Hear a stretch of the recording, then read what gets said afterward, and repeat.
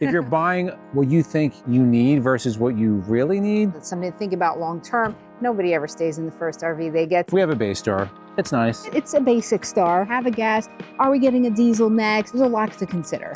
We get this question all the time, and we've gotten it for years. We are now at the 2025 Florida RV Super Show in Florida, and it's freezing, so we apologize for the wind noise. But you always are asking, why gas, why diesel, what do you like better, what are the major differences? So in today's video, we are going to break this down for you.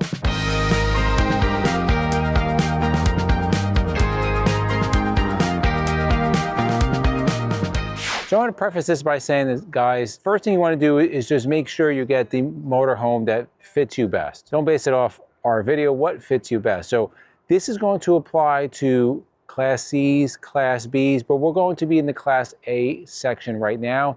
But a lot of these things apply, some of them don't. One of the big differences is the cost of fuel. Diesel generally is more expensive to fill up because the price per gallon is more expensive versus gas. Now, some people will make the argument that, well, the diesel is more efficient. That will be true in the smaller motorhomes, the Class B's. When you get these big motorhomes like this, it really doesn't matter, guys. Aerodynamics is the biggest reason for efficiency. These are not aerodynamic. One of the big advantages of a diesel motorhome in the Class A series is that they have larger fuel tanks. So we talked about this on the way down here. We are 80 gallons. Usually the smallest Class A motorhome will be 100 gallons of fuel. You have 150, 200 gallons. What does that mean for you? It means much longer range in between fill-ups. Now let's talk about servicing. Servicing on Class A motorhomes, gas tend to be shorter in the amount of miles. Diesels would have longer service intervals, but generally it's more expensive to service a diesel motorhome. So another thing, diesel motorhomes, obviously they have more horsepower, more torque, but they do require DEF. That's something that we talk about. Do we want something when we get our next RV? Pre-DEF, if we decide to go diesel, do we want something newer? So these are things to consider. Also, diesel RVs tend to have a higher resale value than gas motorhomes. So it's something to think about long term.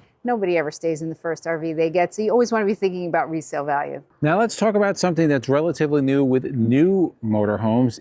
There is starting to become a lot of restrictions regarding emissions. And we did a video about California essentially banning motorhomes. We'll link it up above. I know some people say it's not a motorhome ban, but essentially it is, because if the chassis manufacturers cannot sell in the state, then it's a ban. That's a problem. That has not affected the gas motorhome segment yet. It may in the future, but as of 2025, that is a big issue. Now, let's talk about a couple other things. Number one is price. This is huge, right? And this is what a lot of people tend to lean towards gas motorhomes, because the diesel motorhomes tend to be a lot more expensive. But when we first purchased our gas motorhome, it was just not something that we didn't want to spend that much money to kick it up to that diesel motorhome. And that's why we talk about use. If you're a weekend warrior, you're RVing 2 weeks out of the year, I mean, it's really up to you, but it didn't make sense for us. Yeah. Entry-level gas on a higher-end gas motorhome, you're talking 150 to 200,000. Mm-hmm. Entry on a diesel, it's well over 200,000. So that's going to be talking about longevity now. On a gas motorhome, we'll talk about the Class A. 150, 200,000 miles would be high-end. On a diesel motorhome, 400,000 plus is not unheard of. Now, we want to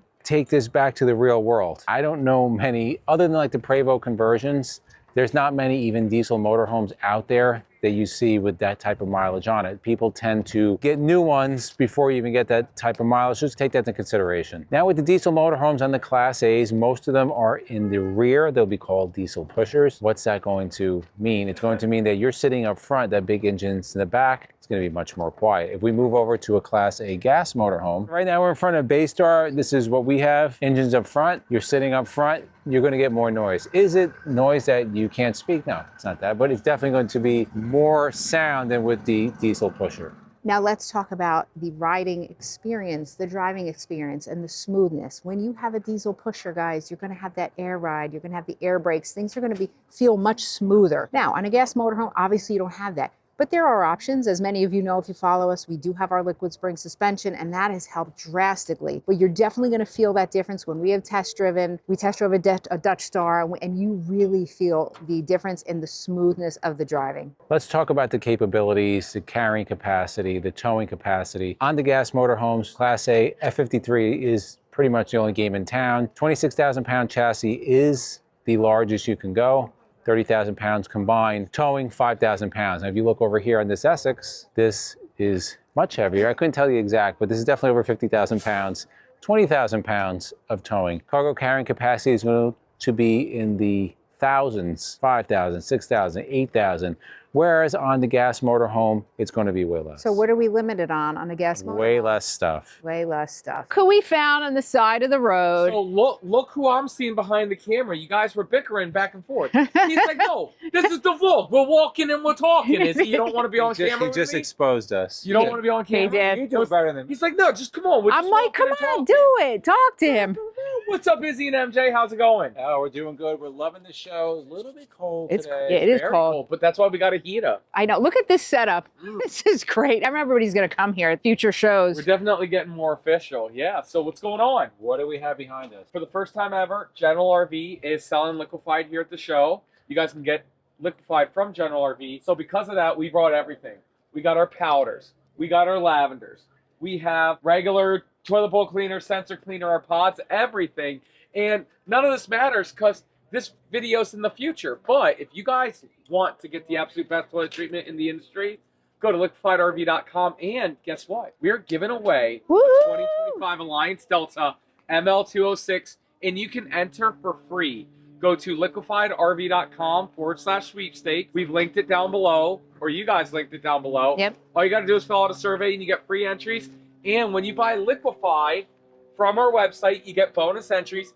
And when you go to any of our retail partners, including General RV, and you upload the receipt, you get even more entries. You really have it all planned out. But what you didn't say was our discount code. Oh, what is your discount code? This is an ad, Matt. He doesn't even remember the discount code. You know what? Don't even go to General RV then. Just use the discount code. What is it? Yeah, Endless RVing, 24% off. Don't ask why it's 24%. I think we need a higher number than this. But maybe down the road we can. You know what? And how do you guys like the new label? There's my favorite flavor.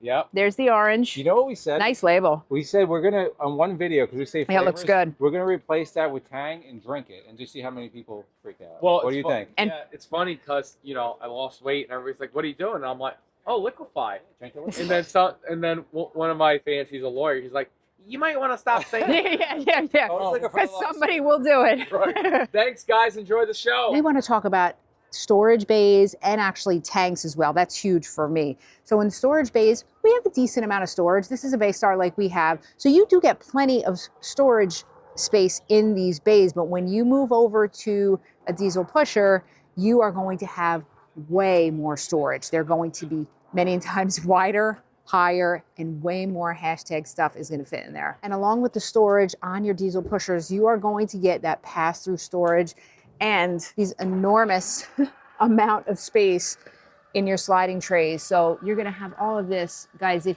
you fill all of this up, you might have a little too much hashtag stuff, but so much room here. So let's talk about one of the biggest things is going to be the interior appointments and the amenities. The aesthetics, the look. Let's talk about that. So we have a Baystar. It's nice. It's a basic star, Yeah. right? Now it's beautiful and it caught our eye as soon as we got onto it. But when you step on to, say, an Essex or a King Air or even a Mountain Air, whatever, it's going to be that much more ornate and luxurious. So what are some of the differences? You're talking vinyl flooring versus porcelain flooring. Solid surface countertops. The woodwork is much more detailed, much better in the diesel. Why is this, guys? Well, number one, you're paying more. You're on a heavier chassis. You can put a lot more weight on there. Bigger tires, more air conditioners, just more of everything. All of them are going to be functional. You're going to be fine. It's just like it's living in a $200,000 home and living in a $1 million home. There's going to be differences. Those are just some of the major points, guys. Let us know what we left out. This video would be people are going to love forever if we named everything. But yes, we have a gas. Are we getting a diesel next? There's a lot to consider. And again, we want to stress, buy what works best for you, your budget, your lifestyle. How much are you going to use your motorhome? Because if you don't need, well, listen, buy whatever you want. But if you're buying what you think you need versus what you really need, then you might be disappointed. In the comments below, like MJ said, what do you think? What do you own? What has been your experience? If you like videos like this, guys, to the left of us, we'll put our RV Tours playlist. We'll put our RV Newbies playlist. And for myself and MJ, to Journey of a Lifetime. And we'll see you on the road.